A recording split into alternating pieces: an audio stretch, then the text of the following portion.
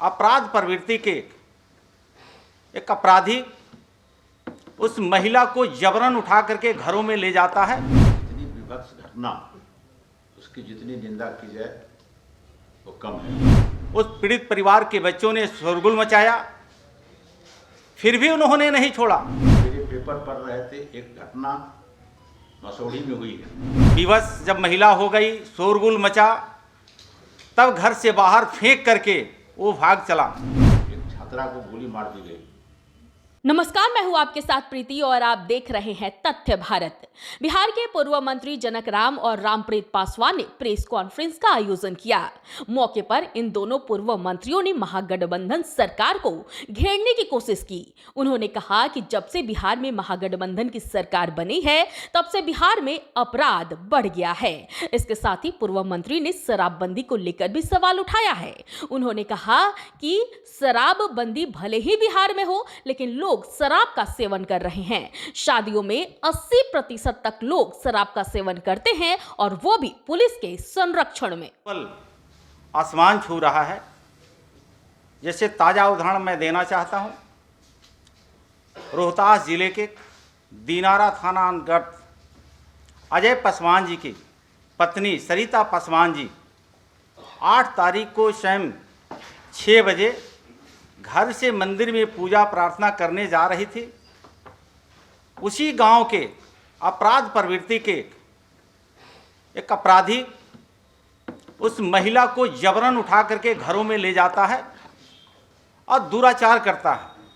आसपास के लोगों ने शोरगुल किया, उस पीड़ित परिवार के बच्चों ने शोरगुल मचाया, फिर भी उन्होंने नहीं छोड़ा। बुरी तरह से विवश जब महिला हो गई, शोरगुल मचा, तब घर से बाहर फेंक करके वो भाग चला। दुख की बात तो तब है कि बिहार में हो रहे अत्याचार अपराधियों को पुलिस प्रशासन पकड़ती ही नहीं, उसको बचाने में लग जाती है। देखने को तब मिला जब इस घटना को लेकर के बिहार के प्रदेश अध्यक्ष यशस्वी सम्राट चौधरी जी के नेतृत्व में 5 सदस्यीय टीम जब गठित करके और कल 2 बजे पीड़ित परिवार से मिलने के लिए हम लोग जब दरवाजे पर पहुंचते हैं, तो वहां के पुलिस कप्तान के द्वारा स्थानीय थाना प्रभारी के मौजूदगी में उस महिला को उठा करके फिर सासाराम ले जाया जाता है। कारण क्या बताया गया कि 164 का बयान दिलाना है, मेडिकल चेकअप कराना है। ये घटना 8 तारीख की हुई। FIR में महिला जो कहती है FIR नहीं होता है, महिला कह रही है कि हमारे साथ दुराचार हुआ है, लेकिन थाना के प्रभारी ने उस अपराधियों के संरक्षण प्राप्त है और उन्होंने FIR में क्या दर्शाता है, दुराचार करने का प्रयास किया गया। तो मेरा मानना है कि महागठबंधन के और चचा भतीजे की सरकार में ये दलित विरोधी सरकार है, महिला विरोधी सरकार है।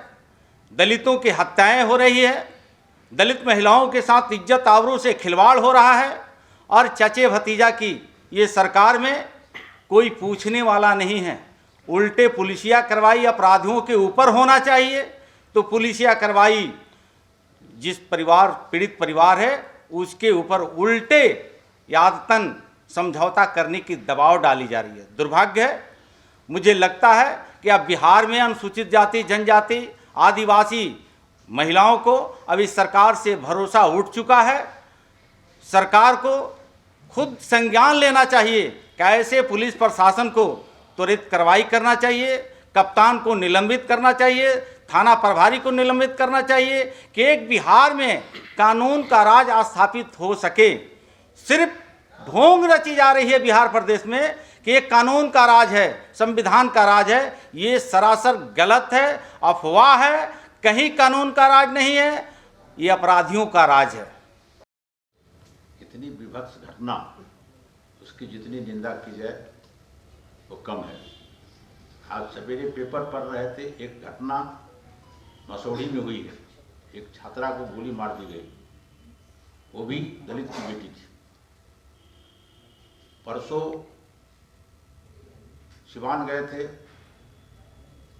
बाबा अम्बेडकर की पुण्यतिथि थी, वहाँ भी एक दलित को घसीट के मारा गया। तो पूरे बिहार में अराजकता की स्थिति है और दलितों पर अत्याचार बढ़ रहा है। ये सरकार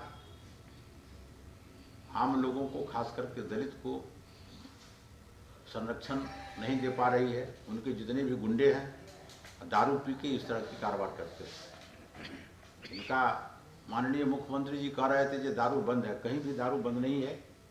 मैं कल एक शादी समारोह में गया था, आश्चर्य लगा मुझे। इस पटना में बहुत सारे पुलिस के भी लोग थे, 80% लोग उसमें दारू पिए हुए थे। ये स्थिति है और पूरे राज्य में दारू चल रहा है और दारू पी करके लोग बवाल कर रहे हैं। एक खास जात के लोग ज़्यादा उसमें प्रभावी हैं और वही लोग पूरे बिहार में अराजकता पैदा करना चाह रहे हैं।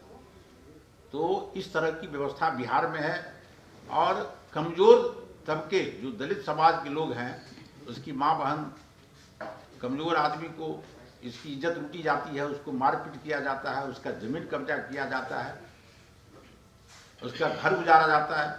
तो इस तरह से पूरे जंगल राज स्थापित हो गया है बिहार में और हम लोग चाहते हैं जो जंगल राज से मुक्ति मिले। मैं अपने समाज के लोगों के बीच में जाकर के लोगों को उत्साहित करता हूं और ये माननीय मुख्यमंत्री जी पता नहीं सोए रहते हैं कि क्या।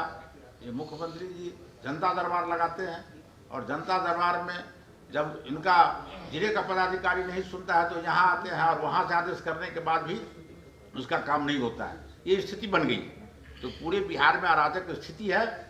भारतीय जनता पार्टी निश्चित रूप से हम लोग अपने प्रदेश अध्यक्ष के नेतृत्व में हम लोग आंदोलन करेंगे और दलित समाज को संरक्षण देने का काम करेंगे। बहुत बहुत धन्यवाद। इसी तरह की तमाम बड़ी खबरों को जानने के लिए देखते रहे तथ्य भारत और इसके साथ ही हमारे इस वीडियो को लाइक जरूर करें और साथ ही हमारे चैनल को सब्सक्राइब करना ना भूलें।